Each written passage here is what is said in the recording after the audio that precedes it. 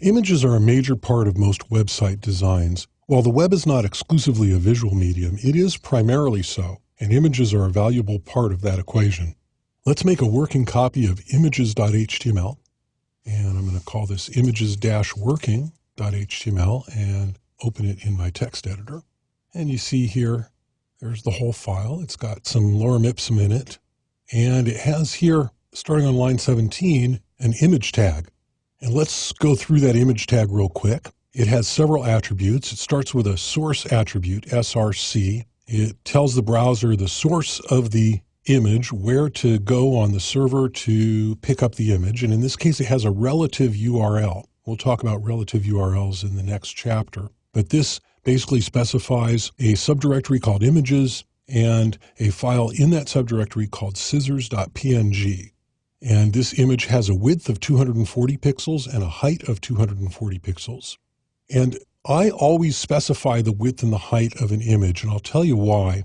If you're on a slow internet connection, and I have to assume that some of the people that come to visit my websites will be on a slow internet connection, it may load the page, and then it may take it a while to get around to loading the images. And when it does load the images, then the page can jump around as it figures out the size of the spaces that are going to be required for the various images. And you'll see text shift this way and that way, and you might even be trying to click on a link and it jumps out of the way under your mouse, or another link jumps in the way, and all of a sudden you're clicking on something you didn't mean to, and you have to go back and wait all over again for the page to load. It can be a problem.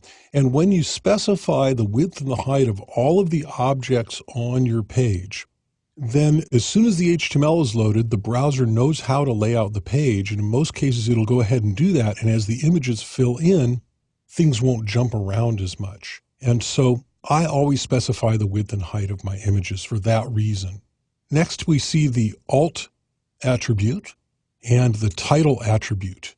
And the alt attribute is text that will display if the browser is not able to load the image, or if the browser is able to load the image, but it takes a while for it to get around to it. And the title attribute specifies text that'll show up in a tooltip when you hover your mouse over the image. Let's go ahead and load this page up in our browser. Load it in Firefox here. And there's the picture of a pair of scissors. And you'll notice when I hover my cursor over the image, I get a little tooltip that says running with these is not recommended. And if we look in our source code here, you see the title attribute, running with these is not recommended. I put that title attribute in capitals. I usually do that in lowercase. Of course, this is HTML and either is acceptable. And I may save it this way so it may show up in lowercase on your computer when you load the exercise files. But you see that title says running with these is not recommended, and that's the text that shows up when I hover my cursor over these scissors. So it's important to understand the distinction between the alt attribute and the title attribute. The alt attribute is what shows up when the image can't be loaded. If I just misspell the name of this file here, I'll put an extra S in it and reload this, you'll see that the image doesn't show up because it can't load it. It doesn't have the right file name. And instead, this alt text shows up. And actually, if I hover my cursor over that, I still get the title text.